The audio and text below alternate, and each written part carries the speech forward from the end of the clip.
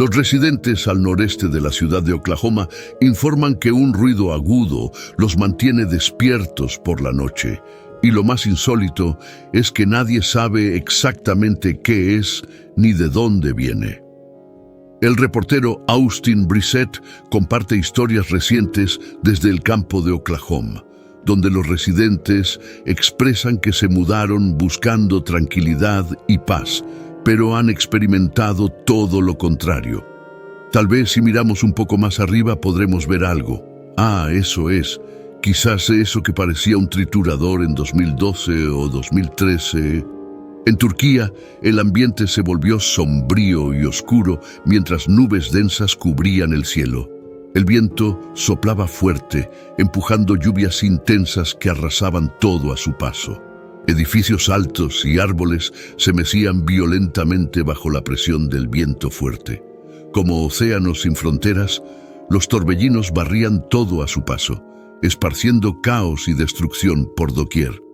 Las multitudes luchaban por mantener el equilibrio.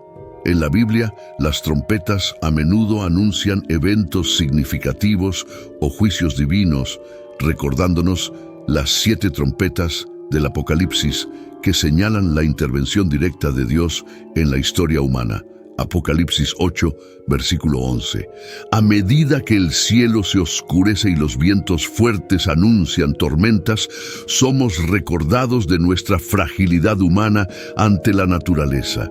Este escenario evoca las palabras de Jesús sobre construir una casa sobre roca, simbolizando la importancia de tener una fe sólida ante las adversidades.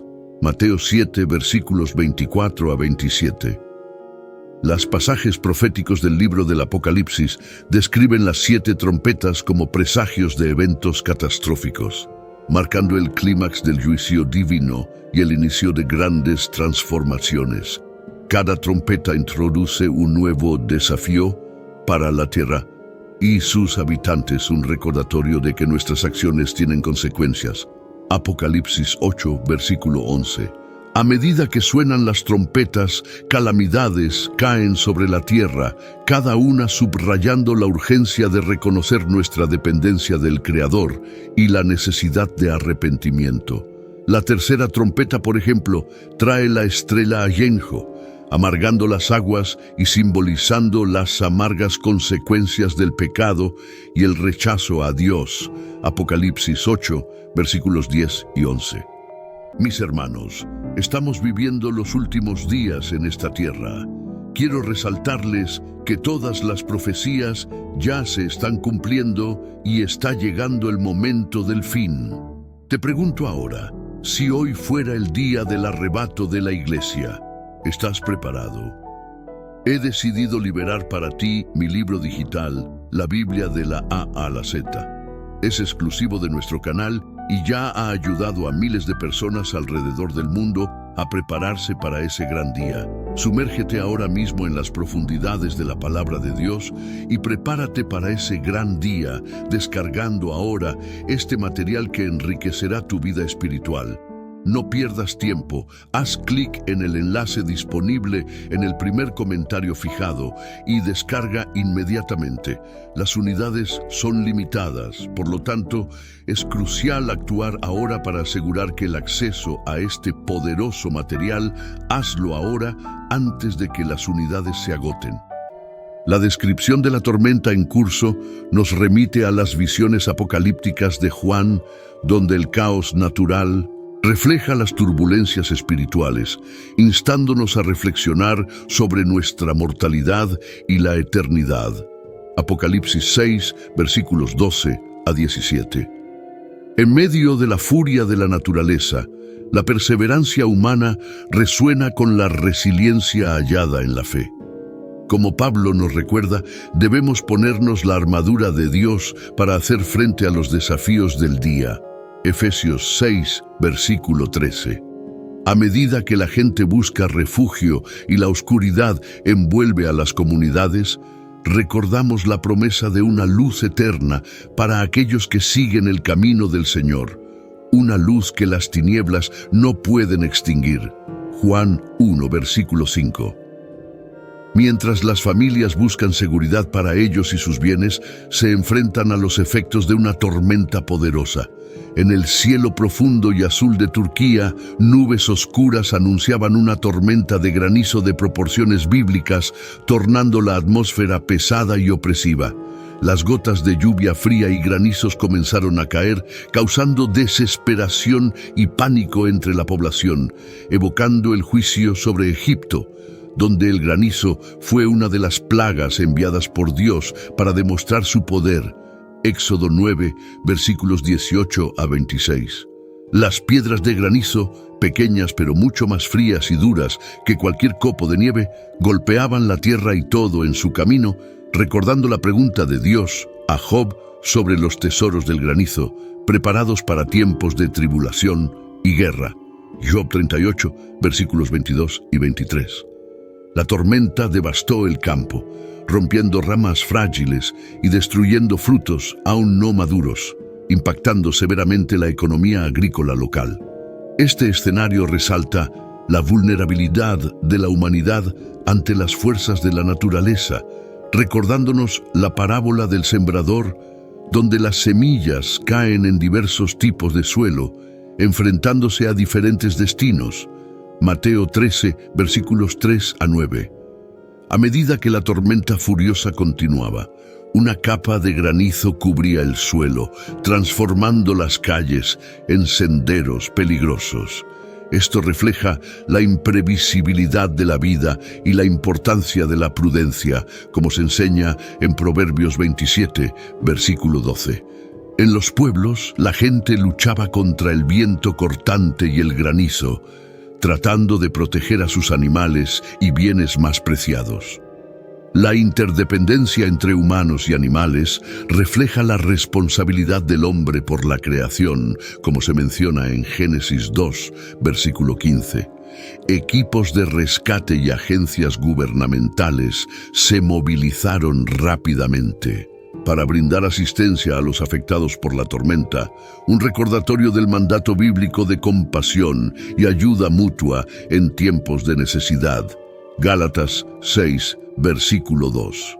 La devastación tras las tormentas y el granizo fue severa, con pérdidas humanas y la destrucción de hogares. La reconstrucción resaltó la resiliencia y la determinación de las comunidades, un reflejo del concepto bíblico de restauración y esperanza. Jeremías 29, versículo 11. La similitud entre estos eventos y las trompetas del Apocalipsis nos lleva a reflexionar sobre la fragilidad de la existencia humana y el impresionante poder de la naturaleza, invitándonos a considerar nuestro lugar en el universo y nuestra relación con lo divino. Apocalipsis 8, versículo 7. Informes recientes de visiones angélicas en Jerusalén añaden una dimensión de maravilla y misterio, recordándonos que estamos rodeados por una realidad espiritual que a menudo supera nuestro entendimiento. Los ángeles son mensajeros de Dios, como Gabriel, que trajo noticias a Daniel, Daniel 8, versículo 16. La aparición del arcángel Miguel, protector del pueblo de Dios, en una ciudad de significado espiritual, subraya la creencia en la presencia y la intervención divina en el mundo humano, como cuando Miguel luchó contra el dragón en el libro del Apocalipsis, Apocalipsis 12, versículo 7. Para comprender la relevancia del arcángel Miguel en la gran narrativa de la existencia humana, es necesario explorar los textos sagrados donde su nombre figura en crónicas de profecía e intervención divina. En el libro de Daniel, Miguel se presenta como un ser celestial de gran importancia, uno de los principales príncipes designados para proteger y guiar a los elegidos a través de revelaciones divinas y visiones celestiales. A través de las percepciones proféticas de Daniel, somos testigos de una guerra espiritual en los reinos celestiales. Con Miguel al frente luchando contra las fuerzas de la oscuridad, Daniel 10, versículo 13. Sin embargo, la influencia de Miguel va más allá de los antiguos textos, atravesando la historia con relatos de liberación milagrosa e intervención divina, desde el éxodo de los israelitas de Egipto hasta las victorias triunfantes de los judíos en medio de la opresión. La presencia de Miguel resuena a lo largo de momentos cruciales en la lucha humana, simbolizando protección y guía divinas en tiempos de necesidad. Éxodo 14, versículos 19 y 20. Su orientación celestial sigue siendo palpable incluso en el tumulto moderno de guerras y conflictos, donde apariciones celestiales sobre vehículos blindados israelíes sirven como símbolos tangibles de la protección divina. En momentos críticos como la histórica Guerra de los 6 Días en 1967, Miguel es considerado un guardián y protector. Salmos 91, versículos 11 y 12. Además de las batallas terrenales, Miguel desempeña un rol profético en los últimos tiempos, destinado a jugar un papel crucial en la confrontación definitiva contra las fuerzas de la oscuridad.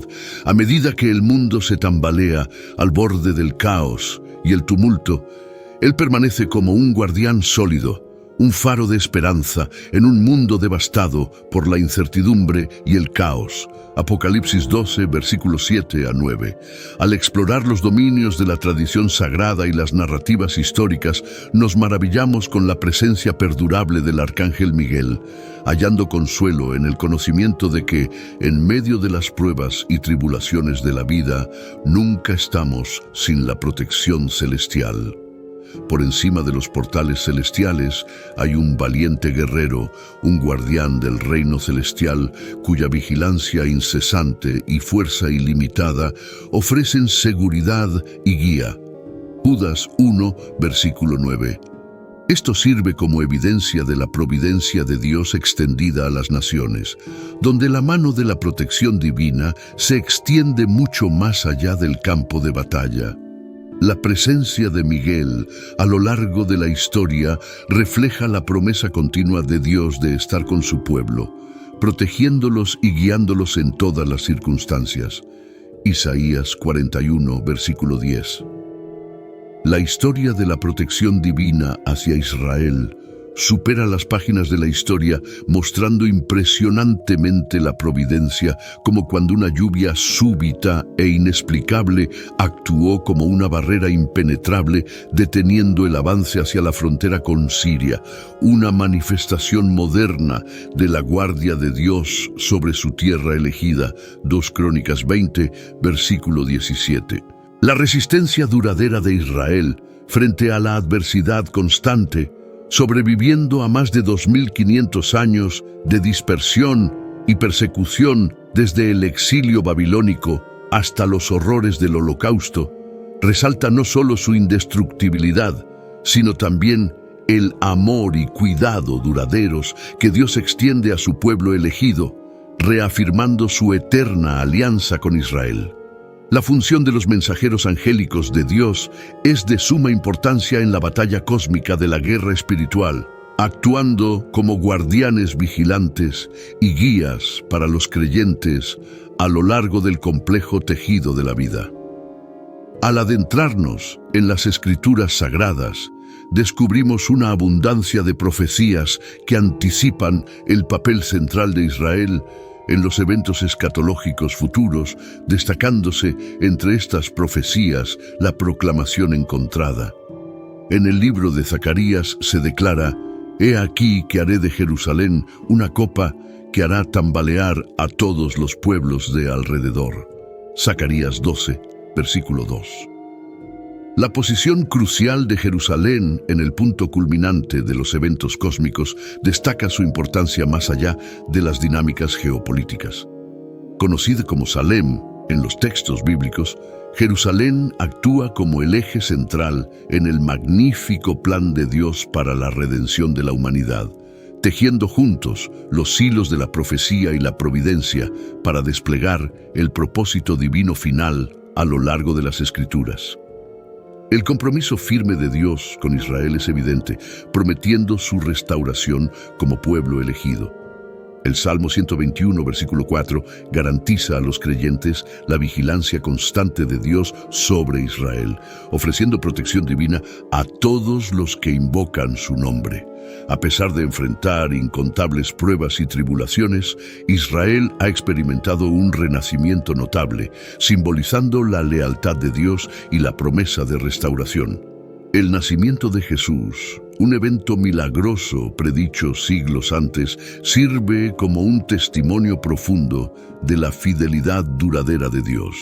La obra musical de Michael Card, Child of the Promise, Hijo de la Promesa, captura vivamente la esencia de la profecía bíblica y el nacimiento de Jesús, el Mesías, con varios artistas interpretando los roles de Jeremías, Isaías, José, María y otros, según se describe en las Escrituras. Incluso los más humildes de la sociedad, los pastores en los campos cerca de Belén, fueron considerados dignos de recibir la revelación divina. Su canto, impregnado de humildad y asombro, resalta su profundo entendimiento de su lugar en el drama cósmico de la redención. Al maravillarse con su encuentro divino con el ejército celestial, sus corazones reflejaron los sentimientos de innumerables creyentes a lo largo de las edades, quienes encontraron consuelo y esperanza en la presencia de los mensajeros de Dios. De hecho, la Biblia ofrece una perspectiva profunda sobre la sabiduría divina detrás de la elección de Dios de revelar su plan cósmico a humildes pastores. A través de sus ojos, vislumbramos la profunda verdad de que la narrativa redentora de Dios trasciende el estatus social y el reconocimiento humano, alcanzando a todos aquellos que buscan su presencia. Los pastores de la antigua Judea vivían vidas marcadas por el trabajo arduo y el sacrificio, encarnando una tradición atemporal que se extendía a través de generaciones. Su existencia se desenvolvía en el paisaje rústico del campo, donde cuidaban de sus rebaños con diligencia inquebrantable y devoción ilimitada, bajo el manto de noches estrelladas. Estos guardianes del desierto mantenían una vigilancia constante, garantizando la seguridad y el bienestar de sus protegidos. El paisaje pastoral resonaba con el suave balido de las ovejas y el ritmo de los cascos mientras los pastores conducían sus rebaños a través de colinas y valles, una escena que refleja el cuidado y la guía que Dios ofrece a su pueblo. Así como los pastores cuidan de sus ovejas, Dios vela y guía a aquellos que son suyos, una promesa perpetuada a través de las Escrituras y experimentada en la realidad de cada creyente. Juan 10, versículos 11 a 14.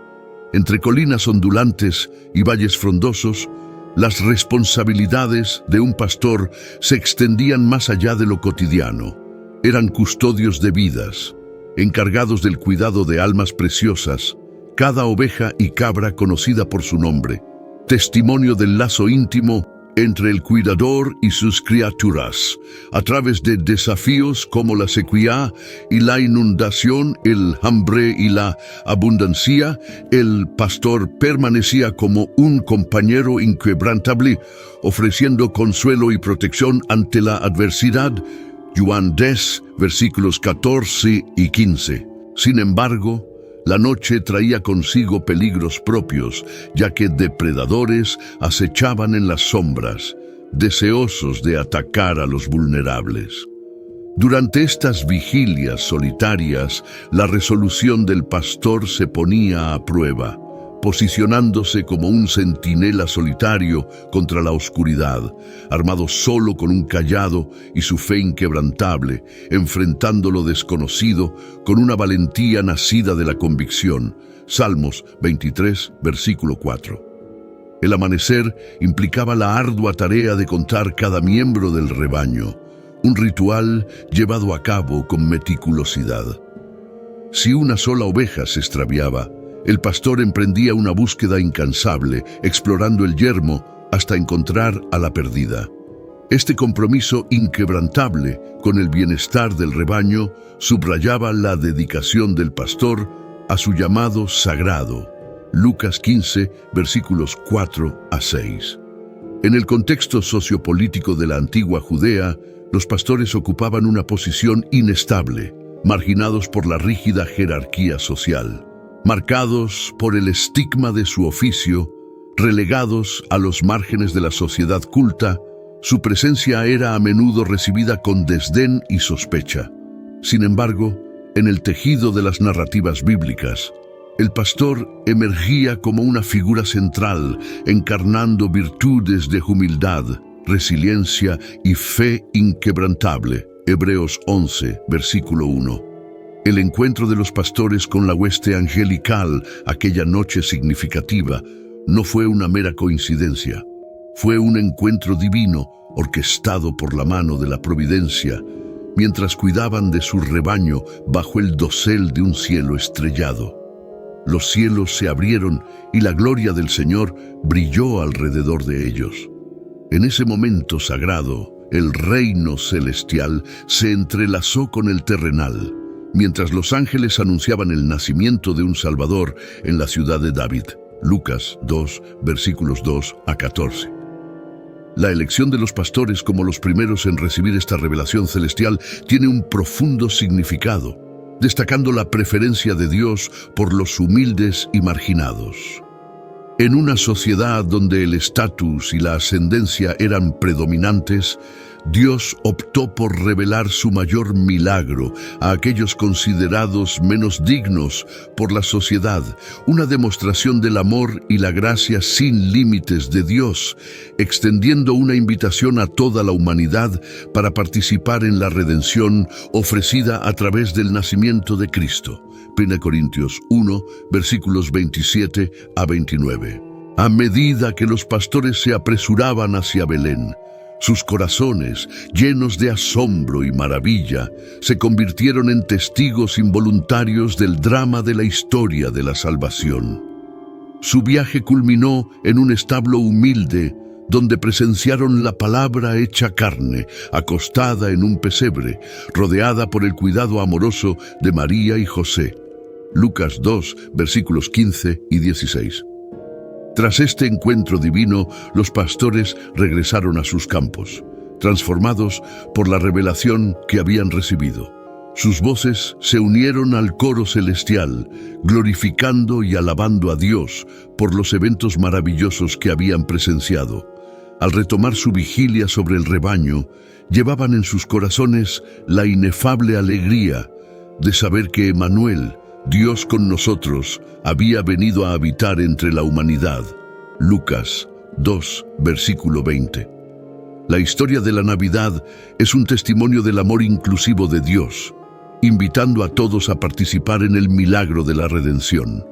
A medida que el sol se pone, tiñendo de dorado el terreno accidentado alrededor de Belén, una tranquilidad desciende sobre la tierra. En este paisaje sereno, un grupo de pastores cuida de sus rebaños, atentos a cualquier señal de peligro, sin saber que esta noche ordinaria serían testigos de lo extraordinario. De repente, la oscuridad se rompe con una luz brillante, iluminando los cielos con un esplendor celestial. Inicialmente, los pastores se ven sobrecogidos. Dominados por el temor inicialmente, pronto los seres angelicales se manifestaron ante ellos, su presencia desprendiendo un calor y majestuosidad divinos. No temáis, porque he aquí os anuncio buenas nuevas de gran alegría que serán para todo el pueblo, que hoy, en la ciudad de David, os ha nacido el Salvador, que es Cristo el Señor. Lucas 2, versículos 10 y 11. En ese instante sagrado, los pastores fueron elevados más allá de las preocupaciones mundanas, envueltos en la presencia de algo mucho más grande que ellos mismos, como si por un momento estuvieran suspendidos en la eternidad, llenos de asombro y maravilla. Los ángeles hablaron de un Salvador nacido en la ciudad de David, inyectando esperanza en sus corazones. Las palabras de los ángeles resonaban con las profecías de antaño. Isaías había anunciado el nacimiento de un niño, un hijo que sería llamado Maravilloso Consejero, Dios fuerte, Padre eterno, Príncipe de paz. Isaías 9, versículo 6. Miqueas había señalado a Belén como el lugar de nacimiento de un gobernante cuyos orígenes se remontan a tiempos antiguos. Miqueas 5, versículo 2. Los pastores, humildes y sencillos, se encontraban en el epicentro del cumplimiento de estas profecías, testigos de la realización del plan divino. Con manos temblorosas y corazones rebosantes de reverencia, se dirigieron a Belén, guiados por la luz de los ángeles. Al llegar al humilde establo, sus ojos presenciaron algo que trascendía la comprensión: un recién nacido, acurrucado en un pesebre, rodeado por el amor de su madre. En ese momento, la carga del mundo parecía disiparse, reemplazada por un sentimiento de reverencia y adoración. Arrodillándose ante el Mesías infantil, los pastores experimentaron una profunda gratitud y humildad. Habían sido elegidos como testigos del mayor milagro jamás conocido, encargados de proclamar las buenas nuevas a todos los que escucharan. El recuerdo de aquella noche sagrada permanece como un faro en momentos de oscuridad y duda. Al reflexionar sobre la historia de los pastores, recordemos el poder de la esperanza y la promesa de redención. Que el asombro de la historia de la Navidad nos inspire y eleve en los momentos más oscuros, pues en el nacimiento de un pequeño bebé, en un pesebre, encontramos el regalo más grande de todos, el don del amor, la gracia y la salvación eterna. Que llevemos ese mensaje en nuestros corazones, compartiendo con el mundo en necesidad de esperanza y luz, que nuestros actos, siempre difundiendo la luz de la fe, se conviertan en un faro de esperanza y testimonio del poder de la fe.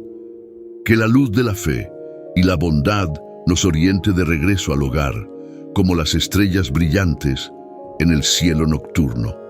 En el transcurso de la vida, enfrentamos desafíos, peligros y tentaciones severas, pero dentro de cada uno de nosotros hay una luz, una fuente invisible de fuerza en la que podemos confiar. Las Escrituras nos han enseñado a esperar en el Señor y seguir su camino, y Él nos exaltará para heredar la tierra. Salmos 37, versículo 34. Viviendo con bondad, valentía y fe. Solo así podemos superar todas las dificultades y encontrar nuestro camino de regreso al hogar. Recuerda las enseñanzas del Señor. Amados, no creáis en todo espíritu, sino probad si los espíritus son de Dios, porque muchos falsos profetas han surgido en el mundo. 1 Juan 4, versículo 1. Vivir con bondad y fe significa que siempre estamos protegidos y guiados por la mano de Dios. Cree que, aunque la vida nos lleve a través de pruebas y desafíos, a nuestro lado siempre está el amor y el amparo del Señor.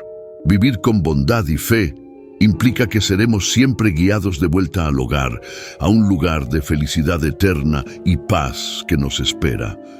Por último, recordemos la promesa del Señor tal como está escrita en las Escrituras. Retengamos firme la confesión de nuestra esperanza, porque fiel es el que prometió. Hebreos 10, versículo 23. Vivir con bondad, fe y esperanza significa que siempre seremos dirigidos en el camino de vuelta al hogar, dentro del abrazo del infinito amor de Dios. Vive con fe y un día encontraremos la paz y felicidad eternas en los brazos del Señor. Amén. Como cada plaga egipcia estaba conectada con la derrota de un dios egipcio en la antigua tierra de Egipto, donde las poderosas pirámides tocaban el cielo y el río Nilo traía vida, el poderoso poder de Dios se manifestaba en una batalla entre Dios y muchos dioses. Dios se apareció a Moisés en un arbusto ardiente que no era consumido por el fuego. Dios le dijo a Moisés: «He visto la aflicción de mi pueblo en Egipto. He oído su clamor a causa de sus capataces y estoy preocupado por su sufrimiento». Éxodo 3:7. Dios entonces encomendó a Moisés que regresara a Egipto para liderar a los israelitas fuera de la esclavitud y hacia una tierra que fluía con leche y miel. Moisés vacilaba, sintiéndose inadecuado, pero Dios le aseguró su presencia y poder. Moisés, junto con su hermano Aarón, fue ante el faraón y dijo: «Así dice el Señor, el Dios de Israel, deja ir a mi pueblo para que me celebren una fiesta en el desierto». Éxodo 5:1.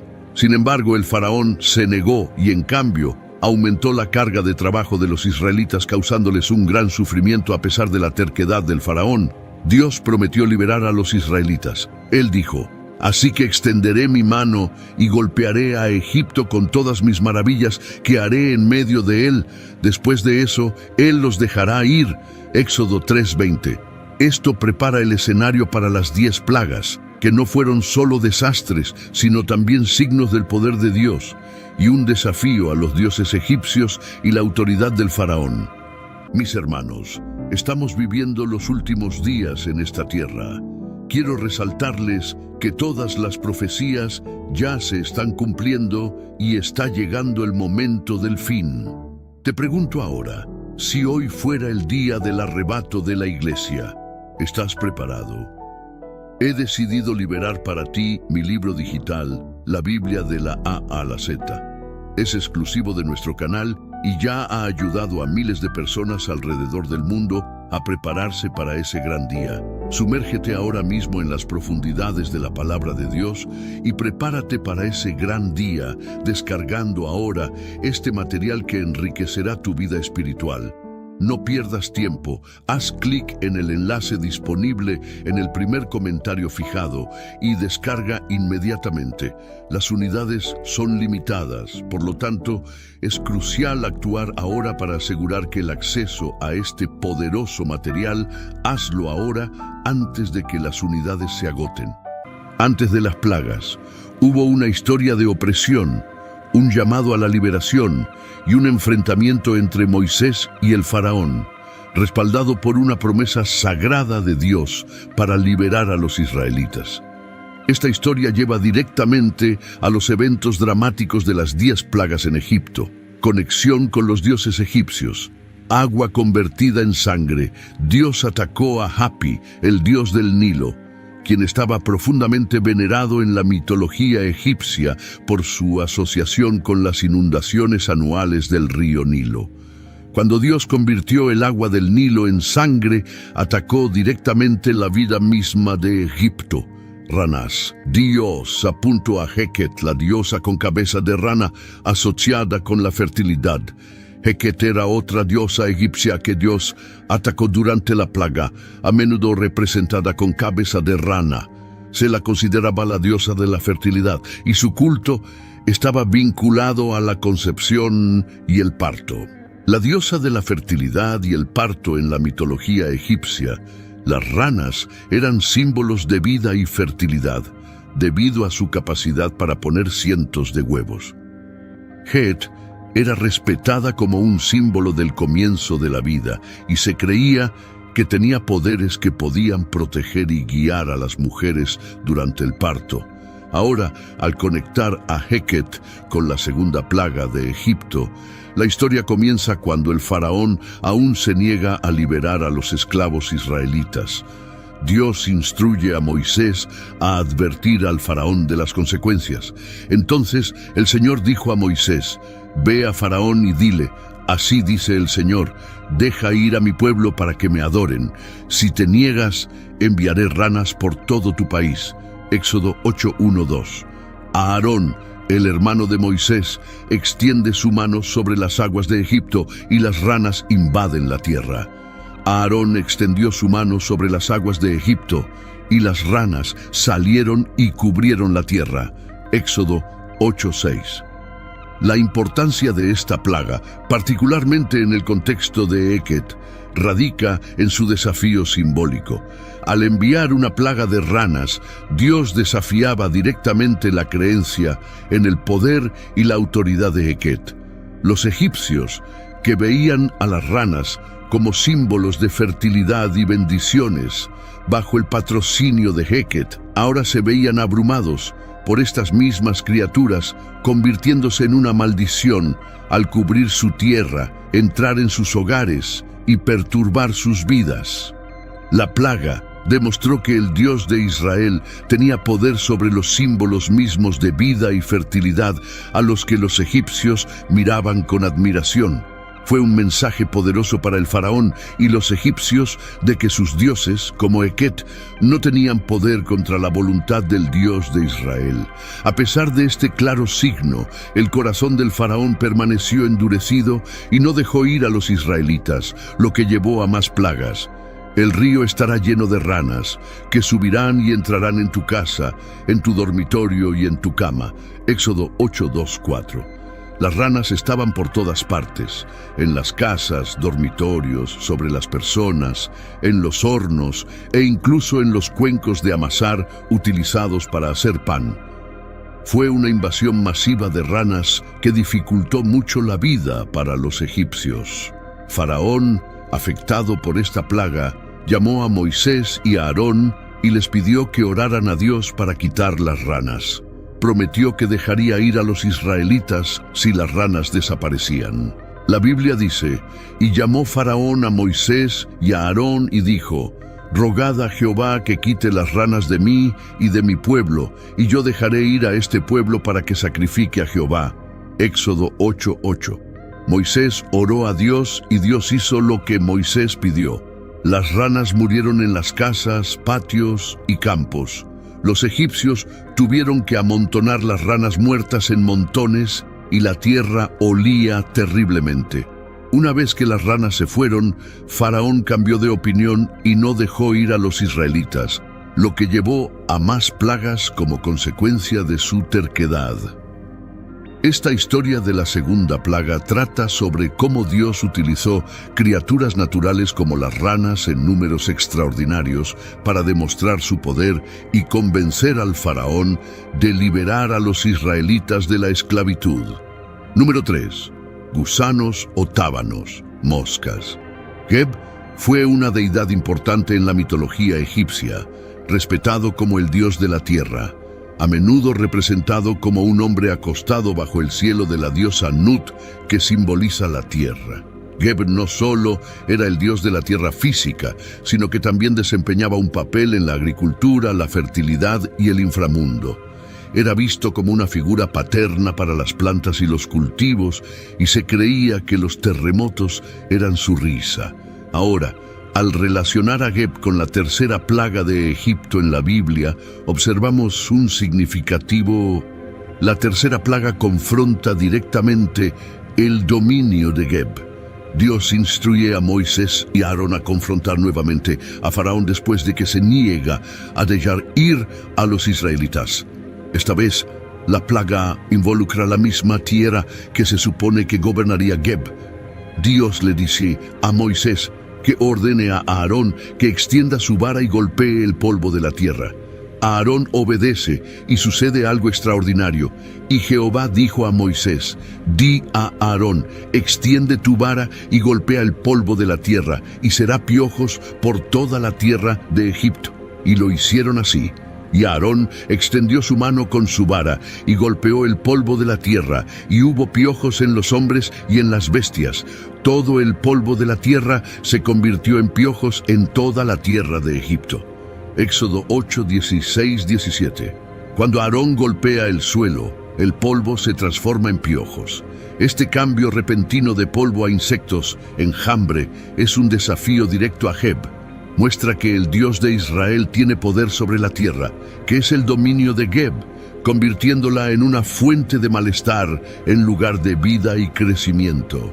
Los magos egipcios, que pudieron imitar las plagas anteriores, intentaron producir piojos por sí mismos, pero fallaron. Al darse cuenta de la magnitud de lo que ha sucedido, le dicen a Faraón, esto es el dedo de Dios. Éxodo 8:19.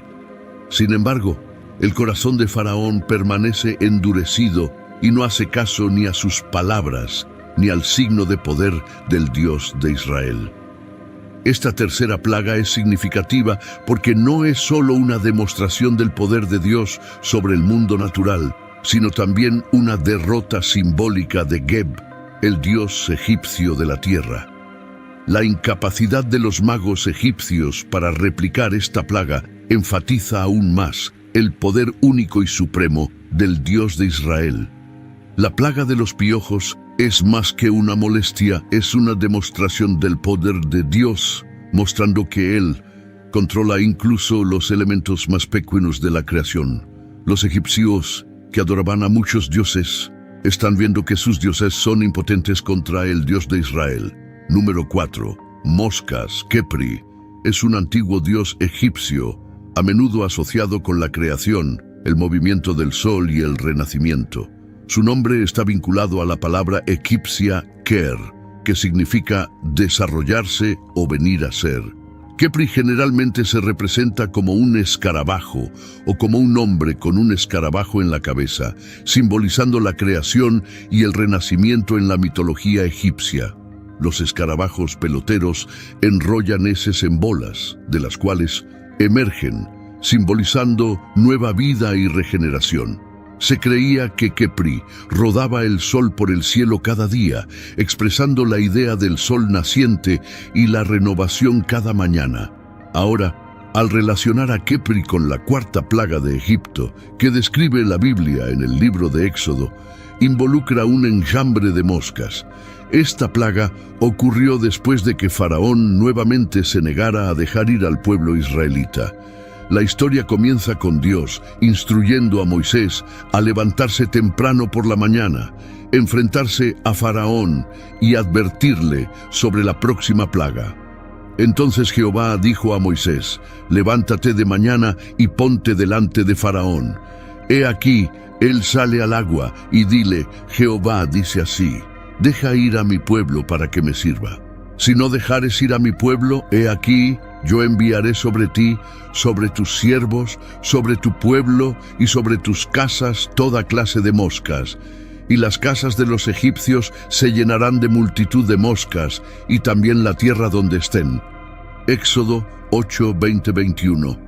A diferencia de las plagas anteriores, donde los israelitas en la tierra de Gosén también sufrieron, esta vez Dios hace una distinción. La tierra de Gosén, donde viven los israelitas, mañana este signo se manifestará como una plaga de moscas, un desafío directo al dios egipcio Khepri. Enviando una plaga de moscas, Dios muestra su poder sobre Khepri, el dios de la creación y el renacimiento simbolizado por el escarabajo. El enjambre de moscas, una plaga y una molestia, contrasta fuertemente con el venerado escarabajo, socavando el poder y la autoridad de Khepri ante los ojos de los egipcios.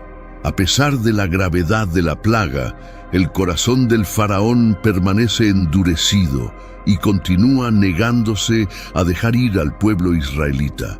Entonces Dios hizo lo que dijo que haría: envió una gran cantidad de moscas por todo Egipto. Estas moscas estaban por todas partes, en las casas, sobre las personas y por toda la tierra. Fue terrible para los egipcios, pero curiosamente, en la región donde vivían los israelitas en Gosén no había moscas en absoluto, lo que mostraba que Dios estaba protegiendo a su pueblo. Faraón, preocupado por esta plaga, llamó a Moisés y a Aarón y les dijo que sacrificaran a su Dios allí en la tierra. Éxodo 8:25.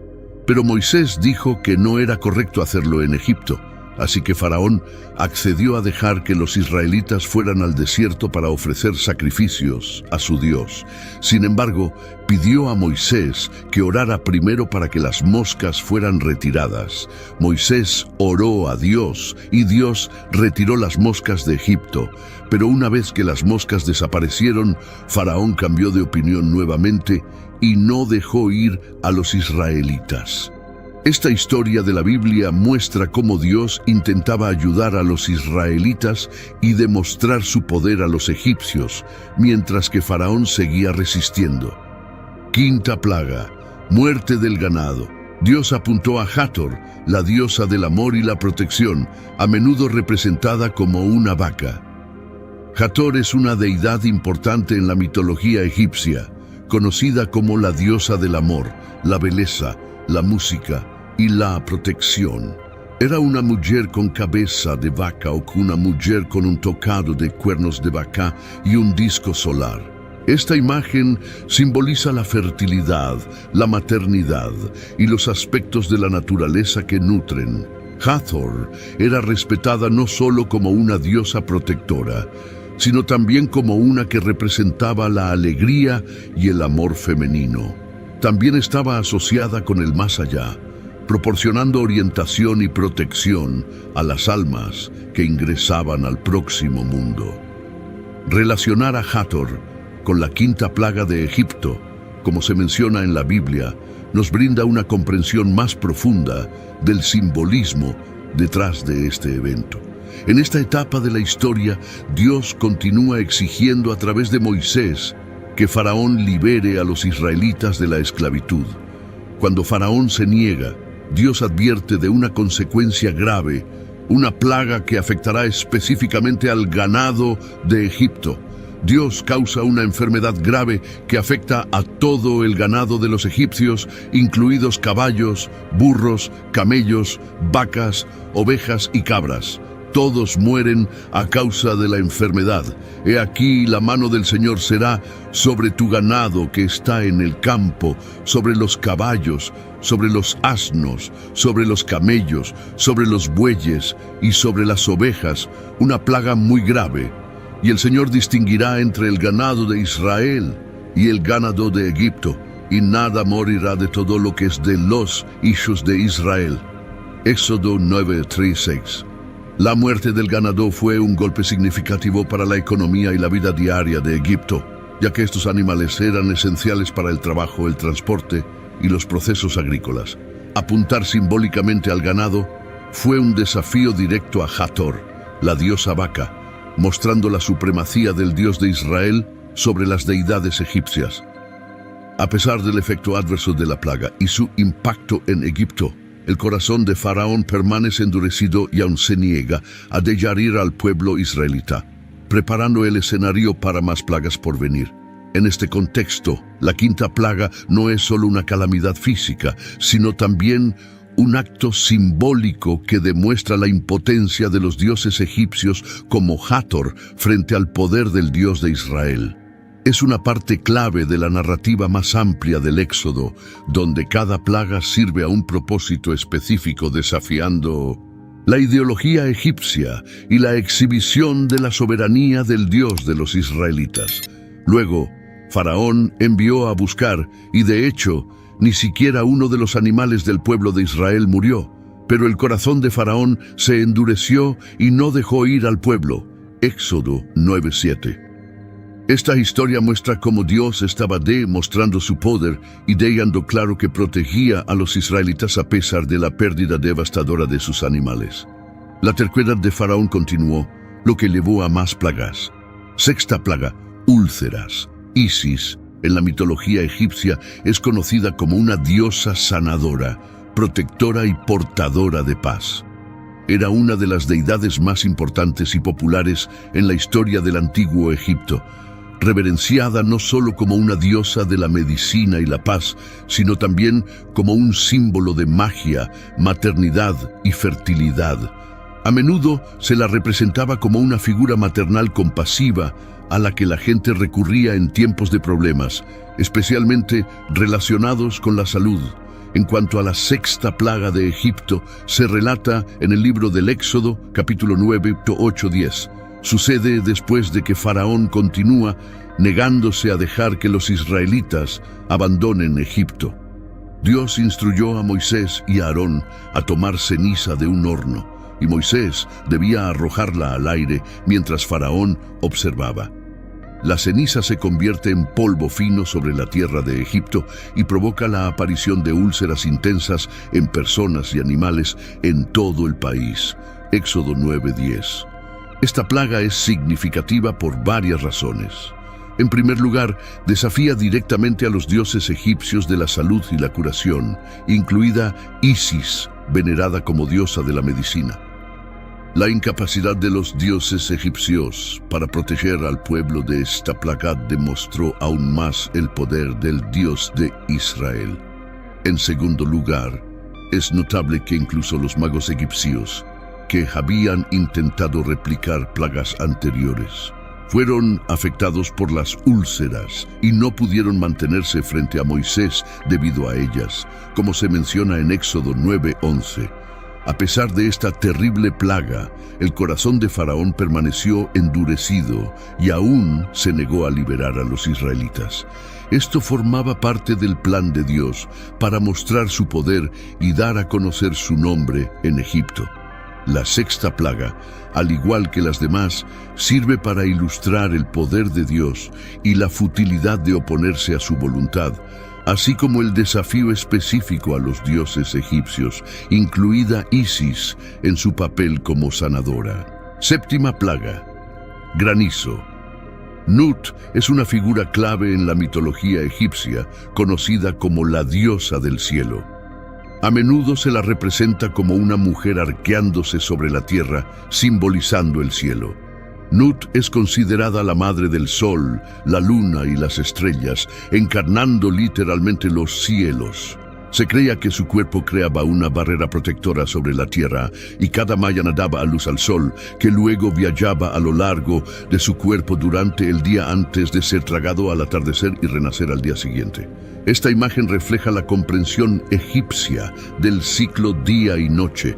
Nut también era vista como una figura materna para varios otros dioses en la mitología egipcia, incluidos Osiris, Isis y Neftis. Su papel como madre, tanto de los cuerpos celestiales como de deidades importantes, enfatiza su importancia en el panteón egipcio. Introduciendo la séptima plaga de Egipto en el contexto de Nut, se describe en el libro del Éxodo, capítulo 9, 18-26. Dios le dice a Moisés que extienda su mano hacia el cielo para que caiga granizo sobre Egipto, afectando a personas, animales y plantas. Antes de que ocurriera esta plaga, Dios advirtió a Faraón a través de Moisés sobre lo que sucedería si no dejaba ir a los israelitas. Este pasaje dice: «He aquí mañana, a esta misma hora, haré llover granizo muy pesado, como no ha habido en Egipto desde el día de su fundación hasta ahora». Éxodo 9:18. Cuando Moisés extendió su vara, el Señor envió truenos, granizo y fuego a la tierra. Las piedras de granizo destrozaron Egipto, destruyendo cultivos, ganado e incluso a personas. La peculiaridad de esta plaga es que el granizo se mezcló con fuego, lo que habría sido especialmente aterrador y considerado como un signo de la ira divina. Y hubo granizo y fuego mezclado con el granizo, muy grave, cual no hubo en todo el país de Egipto desde que fue habitado por nación. Éxodo 9:24. Esta plaga es significativa porque enfrenta directamente a Nut, la diosa del cielo. Al controlar el clima hasta un grado catastrófico, Dios demuestra su poder sobre el dominio de Nut, mostrando que es más poderoso que las deidades egipcias. Solo la tierra de Goshen, donde vivían los israelitas, estaba a salvo de esta tormenta de granizo.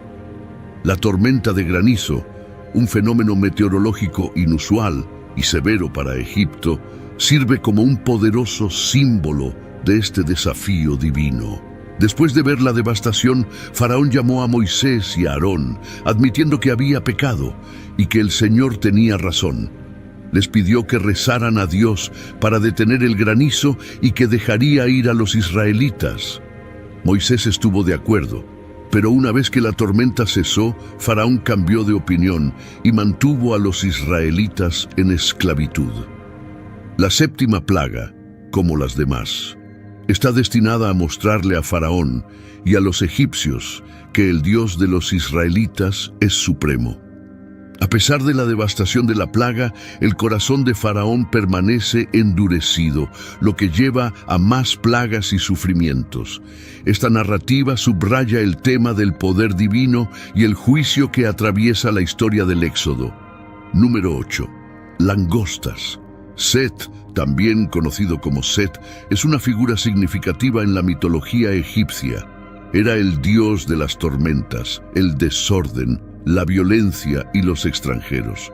Set a menudo se representaba como una criatura con una cabeza misteriosa, a veces interpretada como un avar o un burro, o como una composición de varios animales.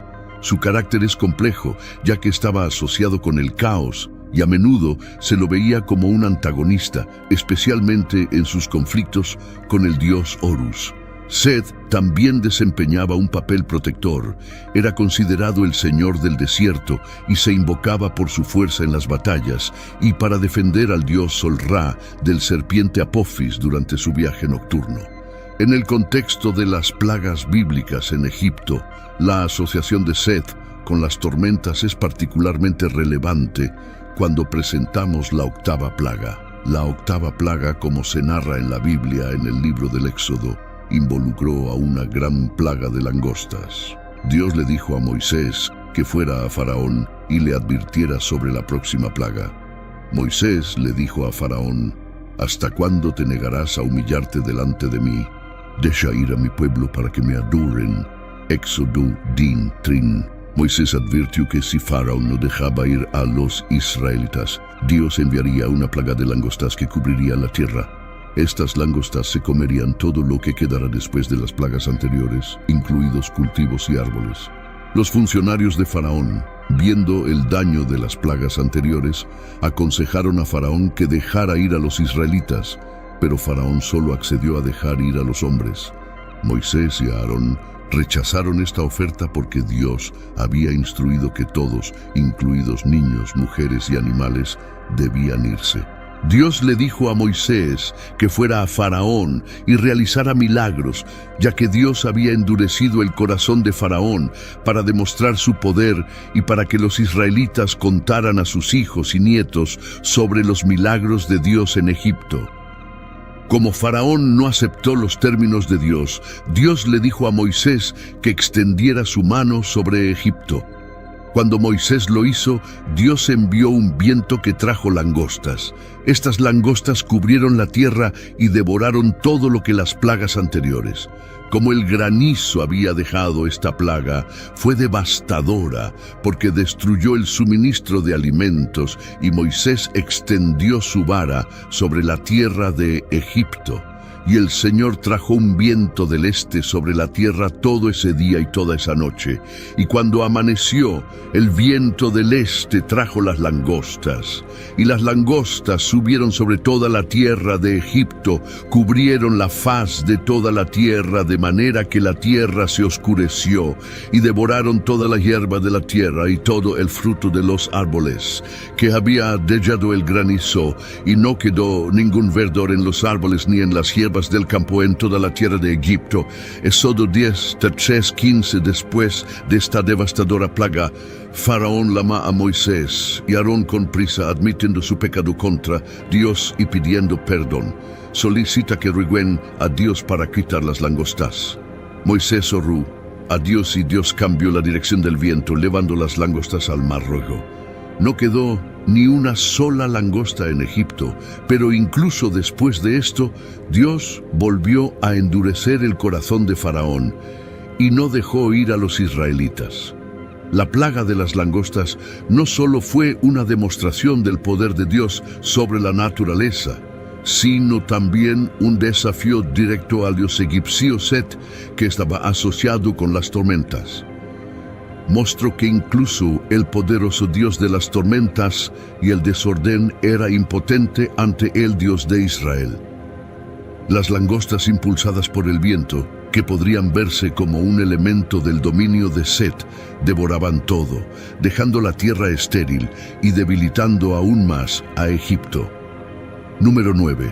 Oscuridad. Ra, también conocido como Re, fue una de las deidades más importantes en la religión del antiguo Egipto. Era el dios del sol, la fuente de vida y el creador de todo. En la mitología egipcia se creía que Ra viajaba por el cielo en un barco solar durante el día y recorría el inframundo por la noche. A menudo se le representaba como un hombre con cabeza de halcón coronado con un disco solar y una cobra sagrada. La importancia de Ra en la cultura egipcia no puede ser exagerada.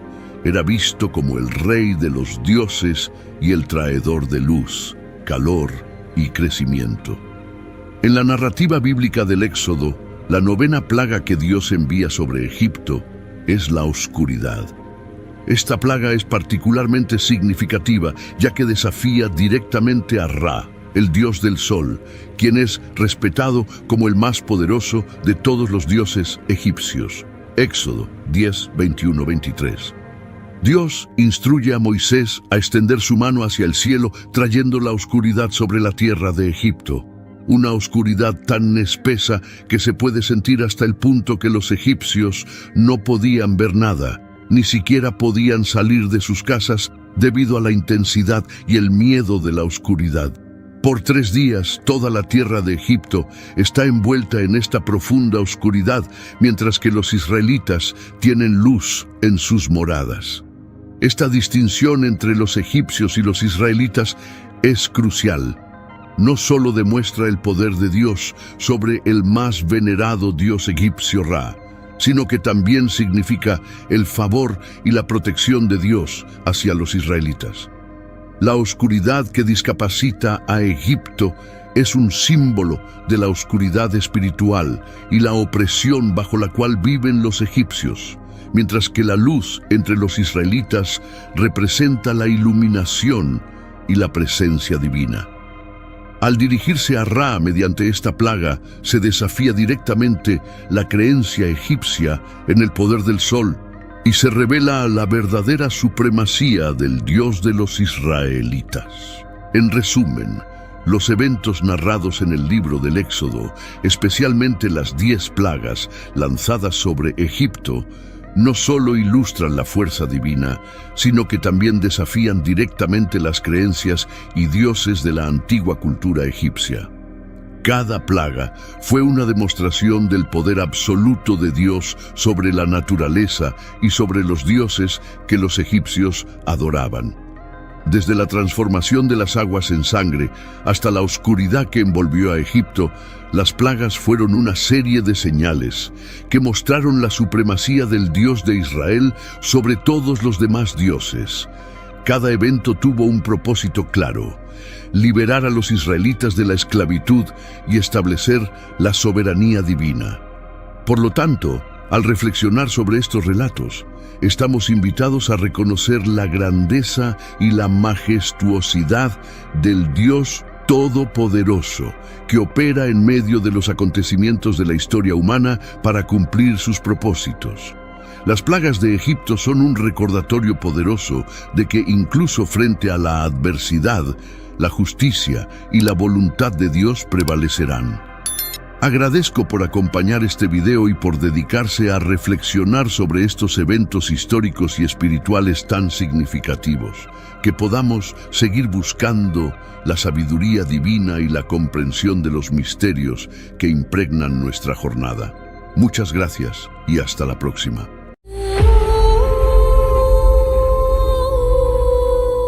Una de las profecías más extraordinarias encontradas en la Biblia se detalla en los capítulos 38 y 39 de Ezequiel, conocidos como los capítulos de Gog y Magog. Estos pasajes delinean una previsión intrigante y compleja que describe una invasión proveniente del norte de Israel, avanzando como una tormenta y cubriendo el territorio como una nube densa y oscura. En este escenario cataclísmico, parece que la destrucción está a punto de consumirse. Sin embargo, contra todas las expectativas, Dios interviene en el último momento. Una parte crucial de esta profecía es el momento en que se predice que la invasión de Gog ocurrirá en los últimos años o días. Por lo tanto, muchos teólogos sugieren que esta profecía podría concretarse al principio del conflicto en el Medio Oriente, estableciendo un tratado de paz con Israel que duraría 7 años. Con este acuerdo en vigor, los judíos podrían reconstruir su templo y vivir en paz en su tierra. Sin embargo, la invasión descrita por Ezequiel ocurriría poco después. La visión del profeta Ezequiel sobre los huesos secos en el valle es una representación poética del renacimiento de Israel como nación. Aunque estén exiliados en tierras extranjeras como Babilonia, Dios asegura al pueblo de Israel que su espíritu nacional será reavivado. La profecía se adentra en la figura de Gog, el líder de la tierra de Magog. Aunque hay muchas teorías, no hay un consenso unánime sobre la ubicación o identidad exacta de esta región o su pueblo. Lo que se sabe es que este líder, Gog, no estará solo en su campaña contra Israel, será ayudado por una coalición de naciones. A pesar de su aparente poder, esta alianza no actuará por sí sola. Dios revela que permitirá esta invasión no porque las naciones tengan control, sino para cumplir sus propósitos divinos. Al intervenir, Dios muestra al mundo entero su poder y justicia, resaltando su supremacía. El capítulo 39 de Ezequiel continúa describiendo la derrota devastadora de esta coalición. El enfoque está en Gog y su tierra natal, Magog. La palabra de Dios es clara: la destrucción será total. La descripción de Ezequiel es vívida y gráfica, transmitiendo la extensión de la ira divina contra aquellos que se oponen a él y a su pueblo elegido. Este momento de intervención divina no es solo una retribución, sino también un acto de protección y amor por Israel. Finalmente, el texto de Ezequiel deja un mensaje incontrovertible. Aquellos que se oponen a la voluntad de Dios enfrentarán consecuencias severas, mientras que aquellos que permanecen fieles son protegidos y amados por el Todopoderoso. En medio de la oscuridad de Gog, un rayo de esperanza y justicia brilla intensamente. Los habitantes de las regiones costeras percibirán sin lugar a dudas la soberanía y el poder del Señor. Dios, en su infinita sabiduría, no solo anuncia su oposición a Gog, sino que también muestra la destrucción total que caerá sobre este invasor audaz y su coalición. Sorprendentemente, los cuerpos del ejército invasor de Gog perecerán, sus armas se volverán ineficaces contra la fuerza del Señor. La destrucción no se limitará a la tierra de Israel. El fuego consumidor de Dios alcanzará incluso la región central de Magog, el corazón de Gog. El mensaje es claro. En Ezequiel 39, 7-15, el nombre sagrado de Dios será santificado entre su pueblo, y aquellos que osaron profanarlo enfrentarán graves consecuencias. En ausencia de los israelitas, se aprovecharán de las armas del ejército, derrotado como leña. Imagina el arsenal que una vez amenazó su existencia, ahora servirá para calentarlos durante 7 años. Ezequiel continúa con detalles impresionantes. El valle donde Gog y su ejército serán enterrados bloqueará la entrada, sirviendo como un recordatorio perenne de su derrota. Este lugar será renombrado como el Valle de Amón-Gog. Durante meses, Israel trabajará incansablemente para purificar la tierra, enterrando a los caídos. Este acto no solo tendrá un significado práctico, sino también espiritual, simbolizando la purificación de la tierra después de un periodo de gran tumulto. Se designarán expertos para asegurarse de que no quede ningún rastro de la invasión. Si se encuentra un hueso humano, marcarán el lugar para que los enterradores lo coloquen en el valle de Ramgog, asegurando que la tierra esté completamente limpia. Ezequiel hace una correlación con Apocalipsis 19, 17, 18. Es fundamental entender que son eventos distintos. La batalla de Gog y Magog ocurre antes del milenio, mientras que la batalla del Armagedón, descrita en Apocalipsis, ocurre después. A pesar de las similitudes, son escenas separadas. pero ambas transmiten el mensaje de Dios sobre la justicia y la retribución. Siguiendo esta secuencia profética, nos encontramos con una visión asombrosa, un nuevo cielo y una nueva tierra, como se describe en Apocalipsis 21. El antiguo mundo, marcado por el pecado y el dolor, desaparecerá para dar paso a una nueva creación. El libro del Apocalipsis, con su lenguaje rico y simbólico, es vital para entender el plan divino. Nos recuerda que la segunda venida de Cristo traerá revelaciones y transformaciones profundas, y este es el núcleo del Apocalipsis, la revelación de Jesucristo y las maravillas que Él trae consigo. A medida que se desarrolla el Apocalipsis, la historia humana, tal como la conocemos, llega a su fin. Juan el apóstol pasa a describir lo que podría llamarse un estado eterno, un reino donde aquellos que creen en Cristo disfrutarán de una existencia inmutable y gloriosa. Por otro lado, aquellos que rechazaron a Dios ya han tenido su destino eterno delineado en los capítulos anteriores. El apóstol ve la ciudad sagrada, la Nueva Jerusalén, descender del cielo resplandeciente y gloriosa. Esta visión está cargada de simbolismo, indicando la unión definitiva de Dios con la humanidad.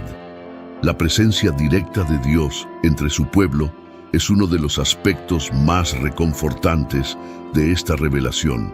La promesa es un Dios que enjugará todas las lágrimas, un lugar donde la muerte, la tristeza y el dolor serán cosas del pasado.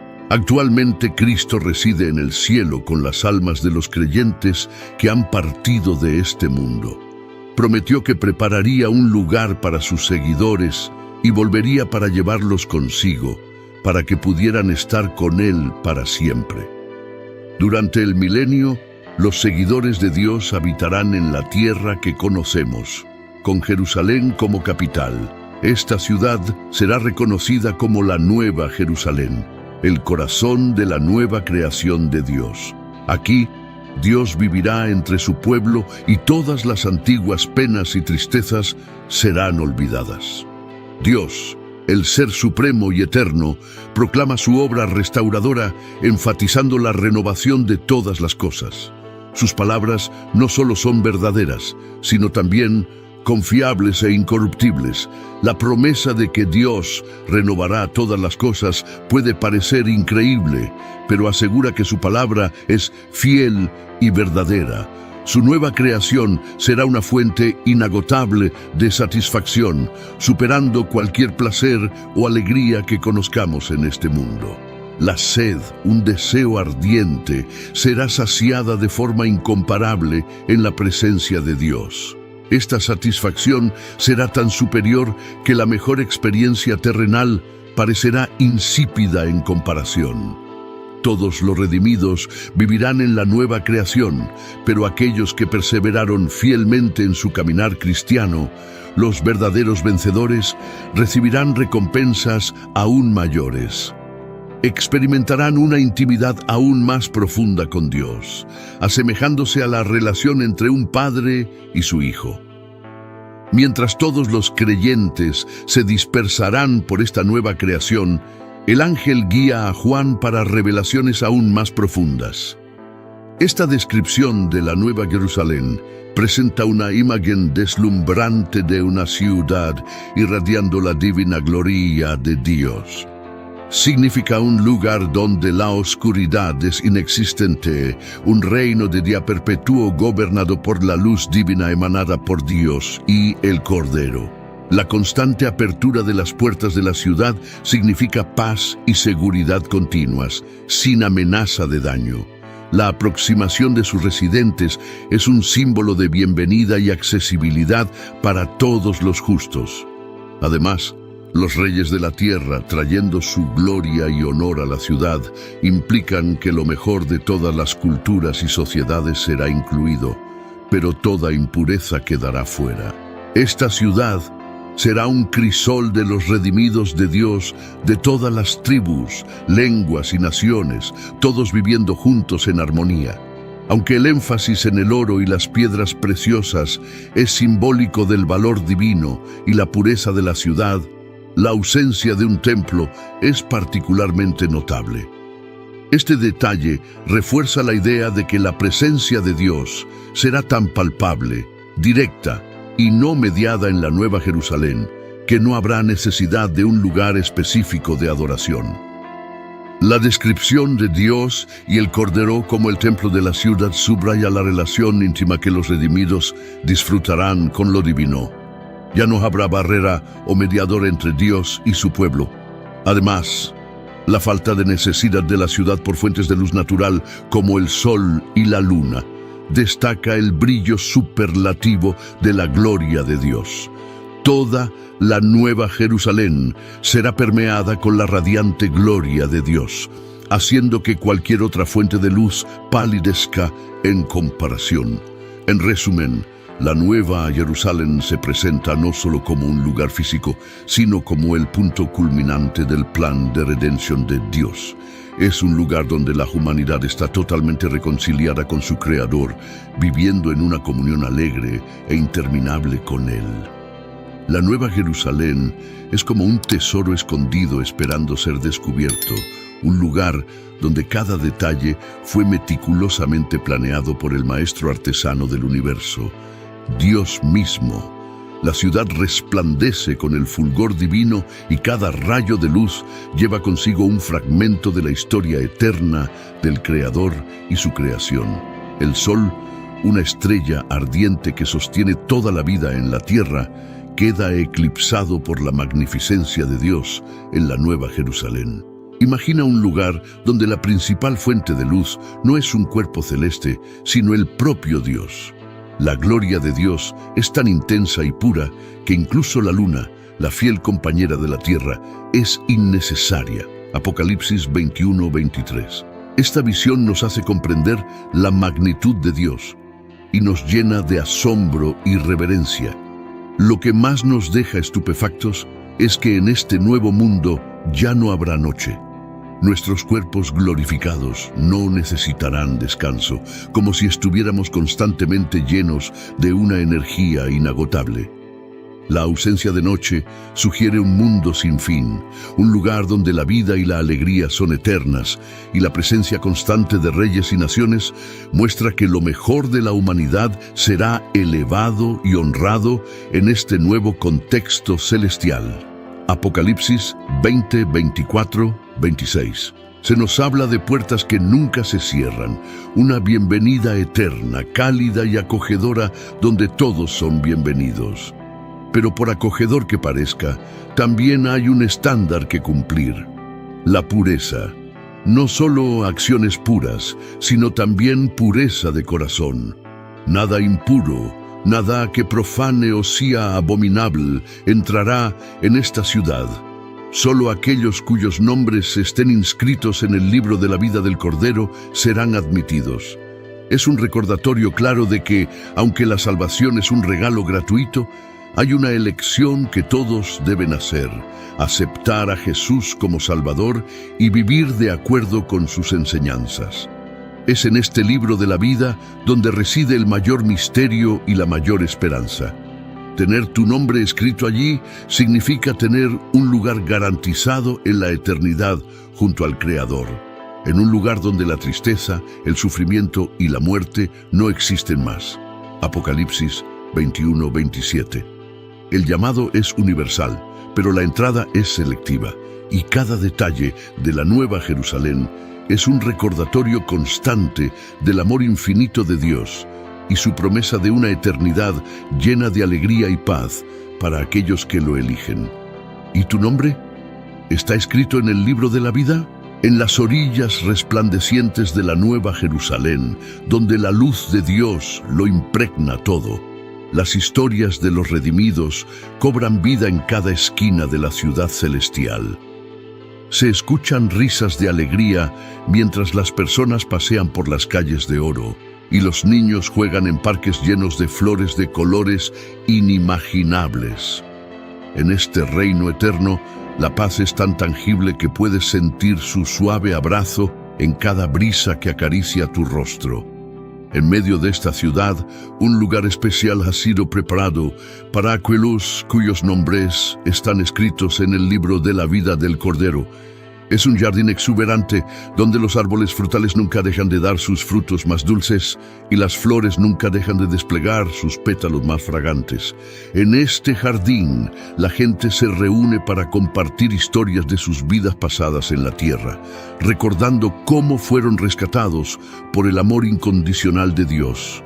Cada día, los redimidos participan en festivales de celebración, donde la música celestial llena el aire y las danzas de luz danzan en las paredes de cristal de la ciudad. En estos momentos de gozo, los habitantes de la Nueva Jerusalén expresan su gratitud eterna por la salvación que les fue otorgada. Sus cánticos de alabanza resuenan en los vastos cielos, llevando consigo una melodía de esperanza y redención. En esta eternidad de dicha, las lágrimas son un recuerdo lejano, y el pasado está envuelto en el amor sanador de Dios. Los ancianos comparten sus sabidurías con los jóvenes, enseñándoles sobre la historia del universo y el amor infinito de Dios. No hay envidia, ni odio, ni temor. Solo existe una comunión perfecta entre Dios y su creación, donde cada alma encuentra su propósito y paz en la presencia del Todopoderoso. En las noches sin noche de la Nueva Jerusalén, la gente se reúne para escuchar cuentos sobre la creación del mundo y los desafíos superados por los héroes de la fe.